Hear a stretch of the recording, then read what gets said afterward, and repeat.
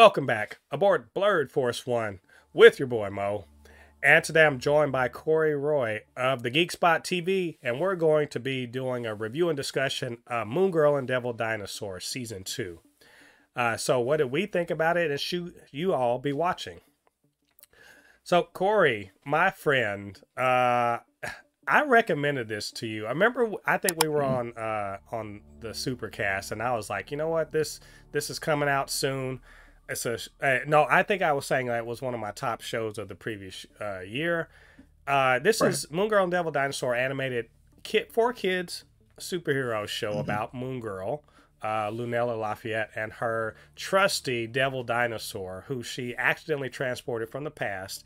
They live in the Lower East Side of New York City, and basically she's a superhero. You know, I think she's 12. And she's just kind of like coming of age, trying to be a superhero, trying to do the right thing.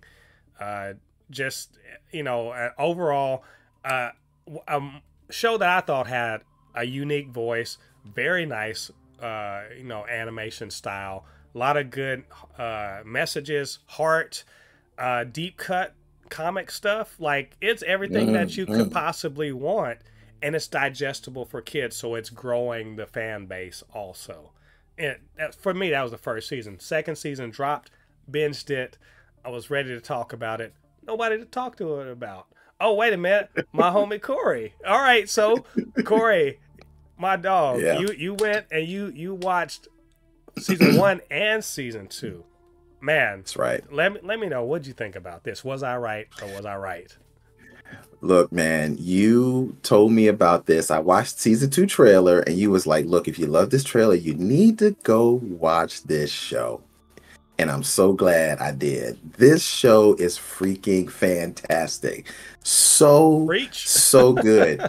I mean, it's really good. I see why it got awards, and it needs to keep on getting it. We need a season 3, 4, 5, 6, because the animation in the show is fantastic. But even the way it's written, it's so good. It's so well, so thought out. The lessons it teaches, and I love how organic it is in keeping us in the MCU without shoving it down our throats and shoehorning it in. They have those moments where they bring things up like, you know, Shield and Falcon and the Kree. You know, it's all these little tidbits that come in here, but it's so fantastic. I love Lunella. Her character is freaking awesome. I love it how every episode she's learning a lesson in her life, but also a lesson that she can apply as being a superhero.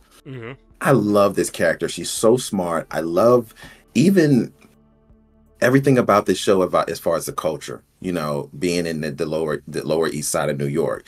It's real grounded, but it's so good, dude. I binged this shit and couldn't stop. I couldn't fucking stop, yo. I was like, I gotta watch the next episode. It's in these digestible bites that you just keep.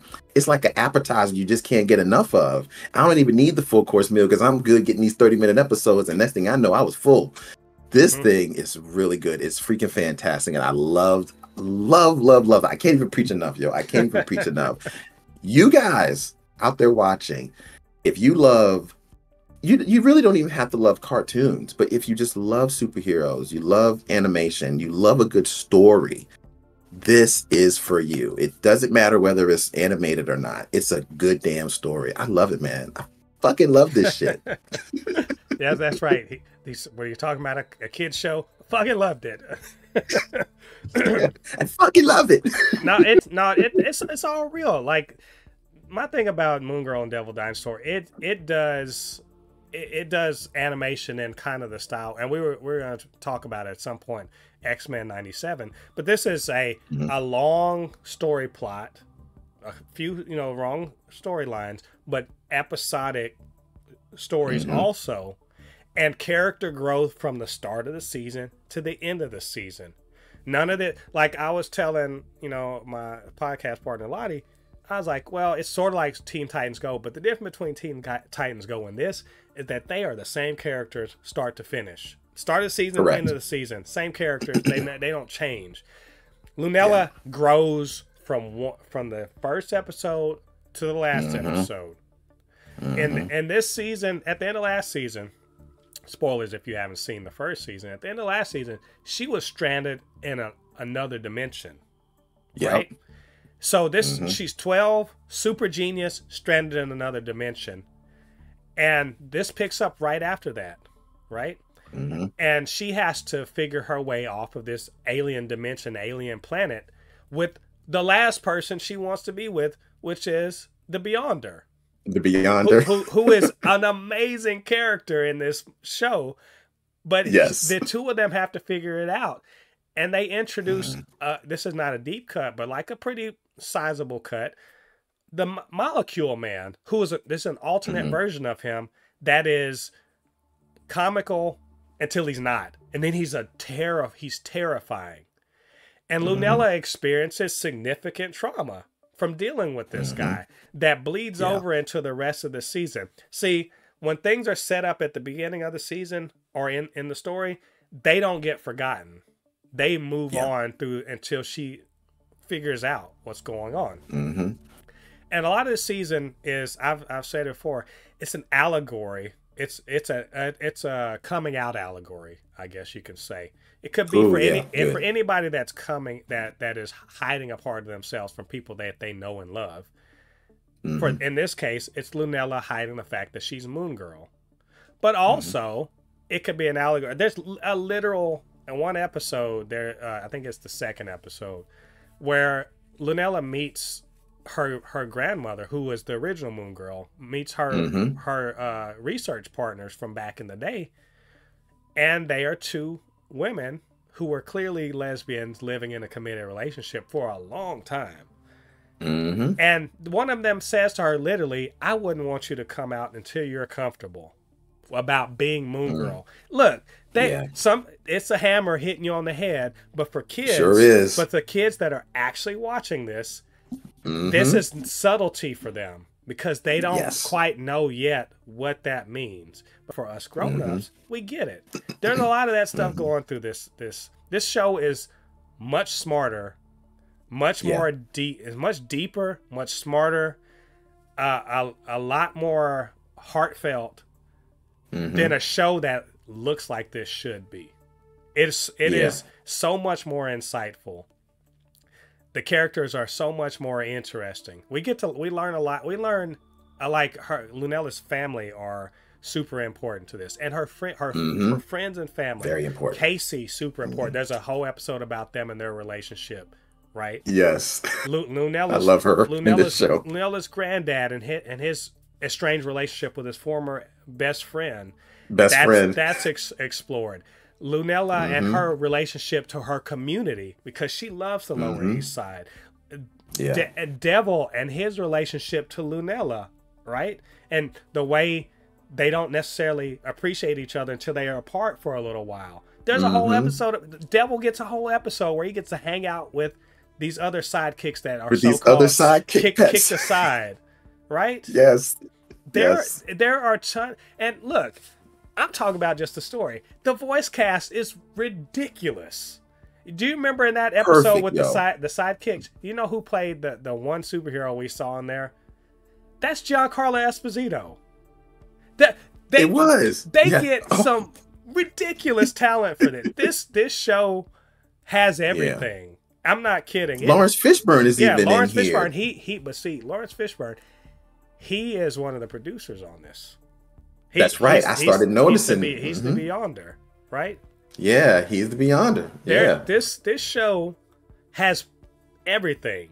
The only thing here's the only caveat. I'll say this, and if you're watching this and you watch this channel or anything like this, I doubt you're one of these. But if you're one of these toxic fans, if you're one of these, so-called alpha males, if you're one of these bro culture, if you're one of these anti-SJWs, this show is pretty much gonna shit in your face constantly. You're gonna be like, oh, not more of this wokeness. Yep, more of this wokeness. This wokeness is better than all of the anti-SJW bullshit because it's super diverse and throws it in your face. It is super accepting. It throws that shit in your face. It's super black, right? Throws that shit in your face. right? They even talk about gentrification in one of the episodes. Yeah, that first season, they straight up talked about gentrification. They do that throughout this show. They are, yes.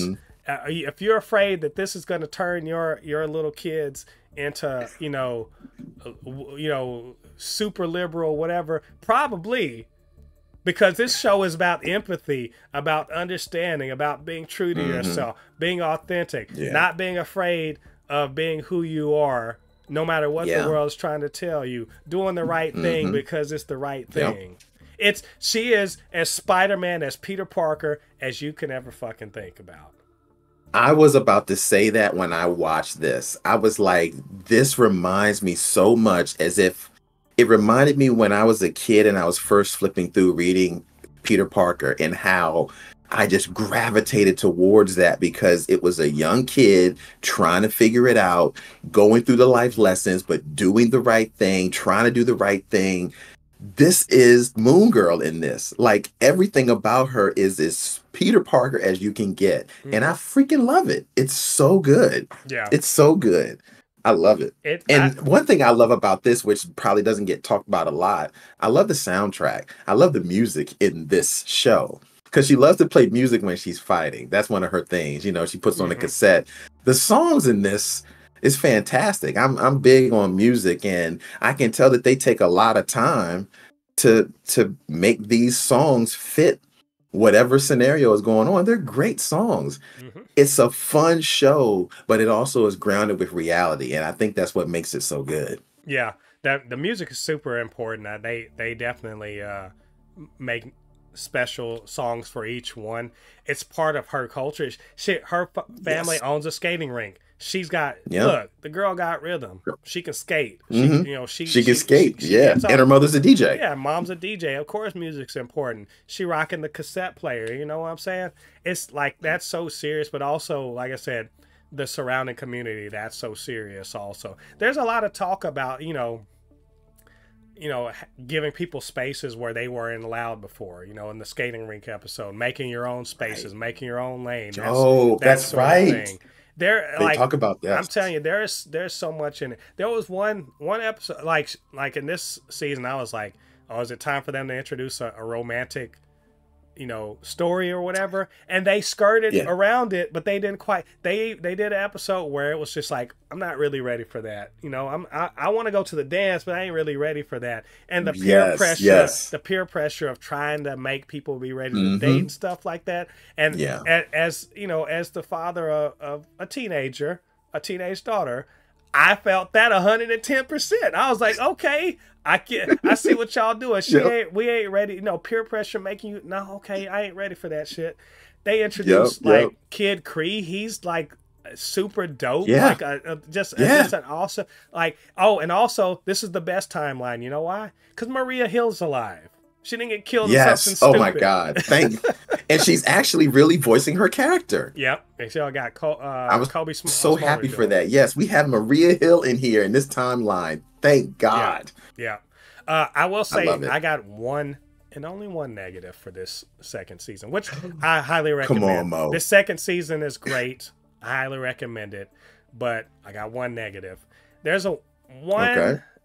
Generally, I like the messaging, but in the episode Dog Day Mid-Afternoon, they wherein there's an alien pretending to be a dog, and Lunella's like, I'm suspicious, and she spends a lot of time gathering with her suspicion, gathering information and data that confirms her suspicion, right? And her granddad's like, how dare you? This guy, he would never do that. It's like, you use your head too much, and you got to use your feelings. And I wanted to throw my remote at the fucking TV. I'm not kidding. I paused it and I cussed, because that shit pisses that sort of shit pisses me off. You spend all this time giving good messages, and then you tell kids, hey, all that data that very much goes with your hypothesis that this is an alien imposter that is up to something. That was her hypothesis. She had the proof, And Granddad's like, nope, I don't feel like that's true, so I'm going to go with my feelings. Don't tell kids that. Stop telling kids magical thinking is correct. And Lunella was like, maybe you're right. No, not maybe you're right. Lunella, you're right. You are correct. He's wrong. Now, because what they don't tell you is that, yes, her hypothesis was correct. She just didn't have a complete understanding, which could have been cleared up by the alien dog. If he had just said, you know what? I am an alien dog. You're not crazy. But at the end of it, when she's proven correct, she still says she's sorry to the guy. No, fuck that. You were lying. Yeah. You're lying. Yeah. And you have my granddad tell me feelings are more important than facts. Fuck off. Get the hell out of here. That's the only thing that bothered me. Everything I remember else, that episode. everything else was great. I loved everything else about it except that part. Everything else was fine. Yeah. Look, I remember that episode. I enjoyed the episode, but I totally get what you're talking about, because this dog's reading newspapers upside down, the couch, standing up, peeing in the toilet, just all kinds of things. So she clearly had the evidence to show, and he was just disregarded because he was just so, he had a feeling and was so in love with dogs, you know, so yeah, I get it. And what's fucked up is this is literally a world where they know there are aliens. They know there are aliens, and everyone knows it. It's a thing. Yeah. So how you could discount this possibility is beyond me. Like, and you gonna sit there and tell your granddaughter, who's a million times smarter than you, oh, you should, your facts aren't good enough. Get the fuck out of here, granddad. I wonder what they're going to do with season 3, because the way season 2 ended, you know, she's fighting against Molecule Man, and Molecule Man is terrorizing her, you know, and like you said, that trauma bled all the way through the episodes until it gets to that point where she has to face the thing that's traumatized her and just put it all aside and like, I gotta face my fear. Well, at the end of that, and spoilers to you guys who haven't watched this, but at the end of that, the family finally finds out that she's Moon Girl. Even though the grandmother already knows, she's keeping that secret as well. But the family finds out that she's Moon Girl, and Mom, right at the end, is like, I'm so glad, blah, blah, blah, but you ain't being Moon Girl no more. I was like, oh, snap. She put the black mama foot down. Hell no, you are never doing that again. And I'm just like, oh, so we're gonna do that thing where she sneaks out, and because she's not gonna stop. You know this. That's like saying, oh yeah, absolutely. That's like saying, well, stop being gay. Or, sure, I'm stopped. Okay. Yeah. It's like, it's not the same. Obviously, she could hang up her. You know, but what's she gonna do with Devil? She's just gonna. I know he's chilling in the basement. I mean, come on now. I think the grandmother's gonna wind up talking to her and like, look, she's been doing this for years. Well, not years, but she's been doing it for a while. I predict she's gonna sneak around for a while, and then they're gonna gonna have it out. I get it. Yeah. To be honest, this again, as a grown, see, if I were 12 and I was watching, I was like, she's so unfair. That's how dare she? But as a grown up with a kid, I'm like, fuck, you are going to go out and fight crime. What the hell's your problem? Sit your ass back down. Go back inside. What is wrong with you? Yeah, lead us to the Avengers. She's like, but I'm which they bring up. But I've literally been fighting crime for a whole year and I'm fine. I'm like, yeah, that sounds good. It's like saying, oh, I've literally been driving a whole year. I'll never get into an accident. All right, sure. Right. No, I get. That's the thing, is I understand where the mom is coming from, but I also know how comic books work, and that shit ain't gonna happen. Yeah. The Power Pack never stopped fucking running around, you know, fighting crime just because their parents found out. That is exactly. That's not. How many times did Peter have to pretend to Aunt May that something was going on? Nah, that's not gonna happen. Yeah, no, it's not gonna happen. That's why I'm excited for season 3, because I'm like, ooh, they just added more stuff into this that I just love it. I love it, man. I'm really just glad that you told me about this. It completely fell off my radar the first season, but thank you, brother. Thank you, man, for telling me, yo, for real, because I loved it. Yeah, you know, of course, I always like for people to like the things that I think are awesome, and more people are exposed to this, the better. That means we get another season. And also, we're in a season of maybe a down season for comic book things. But that's only because people are only looking to the theaters for their fix. Or, you know, maybe they're only looking to like the live action things. This disrespect of animation, even kids animation, has got to stop. Good storytelling is good storytelling. This is excellent storytelling. It's award-winning storytelling. And it's something that if you have been feeling the need for good superhero storytelling that isn't edgy just to be edgy, that actually remembers what the point of superheroes is. If something like My Adventures with Superman tickles your fancy, this is the shit for you. This is it for you. That was so good. So like, I agree. Because I love edgy stuff, but it's time for us to come back to basics about superheroes, so we can remind ourselves why we were deconstructing in the first damn place. So anyway, well said, man. I could go on and on, but just you guys go check this out. So I think that's all of our thoughts on this, this show, second season. Excellent. Go check it out. But what did you guys think about the season? What did you think about what we had to say? Get down to the comment section. Leave your thoughts there. And, of course, you can always hit us up. supernotfunnyshow@gmail.com. super_not_funny_show on TikTok. BLERD_force1 on Instagram and on Threads. And Corey, thanks again for joining me on this. Yes. You guys go check out Corey on the Geek Spot TV. He's got plenty of good stuff over there y'all can check out.